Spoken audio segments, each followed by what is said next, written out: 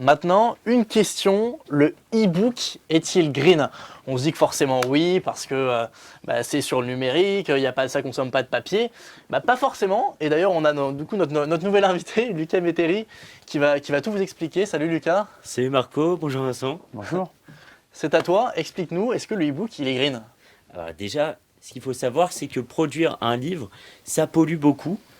Faut découper des arbres pour avoir les feuilles, il y a l'encre, il y a l'assemblage. Faut savoir aussi qu'en France, en 2017, il y a 68 000 livres qui ont été publiés. C'est énorme. Et il y a aussi 356 millions de livres qui ont été vendus neufs. Ça représente un volume colossal de papier.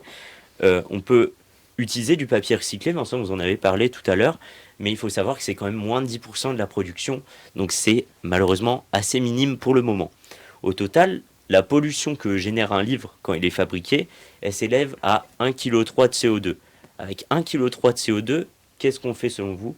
Eh bien c'est écrit là, 2 litres d'eau en bouteille, 6 km en voiture et 681 km en TGV. Ça représente en gros un Perpignan-Dijon. C'est-à-dire que on traverse la France, quoi. Non mais quand on sait ça, on se dit que forcément une liseuse c'est beaucoup plus écologique. Quand on compare la fabrication d'une liseuse de chez Sony, par exemple, ça fait 235 kg de CO2. Et cette liseuse Kindle, qui est la marque Amazon, on est plus sur du 168 kg. Donc, avec une liseuse Sony, il faut lire 180 livres pour que la liseuse devienne verte, c'est-à-dire qu'elle soit rentable écologiquement. Alors qu'avec la Kindle, on est plus sur du 129. Okay. Après, le rythme des lecteurs, il varie. Donc pour un gros lecteur qui lit un livre par semaine, des profs de français par exemple, la liseuse, elle va être rentable écologiquement au bout de 3 ans. Oui, en fait, ça dépend de combien de livres on lit, c'est ça? Et ouais, sauf que la vérité, c'est que les Français, ils lisent plutôt en moyenne 21 livres par an, selon le Centre national du livre. Ça ferait donc environ 8 ans et demi pour une liseuse verte. C'est énorme. Et tiens-toi bien, parce que sur tous les livres que les Français lisent, ils ne sont pas tous achetés neufs. Faut savoir que 3 quarts des lecteurs ont déjà emprunté un livre en bibliothèque ou à des proches avant de le lire.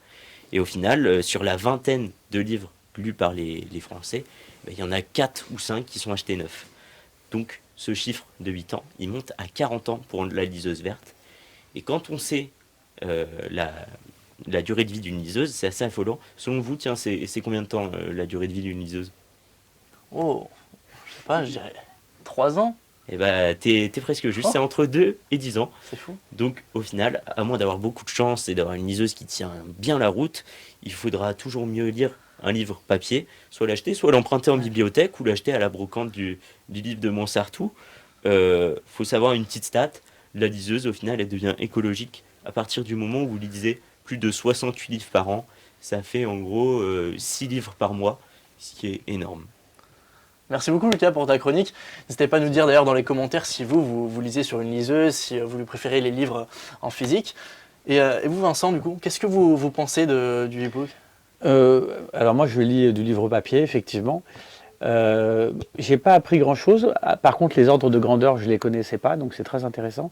Et je pense que dans la donnée, ce qui a à rajouter, c'est la consommation électrique, même si elle est minime, elle existe.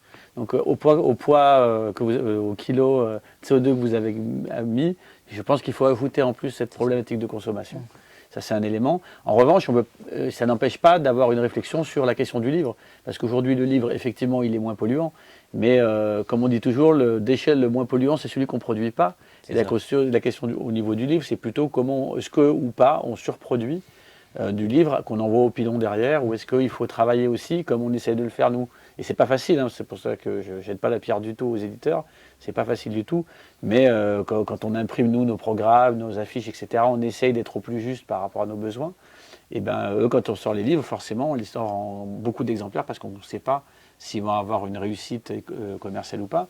Mais comment on travaille cette question de la production du livre, du volume, c'est un peu l'enjeu aussi au niveau du livre quand même.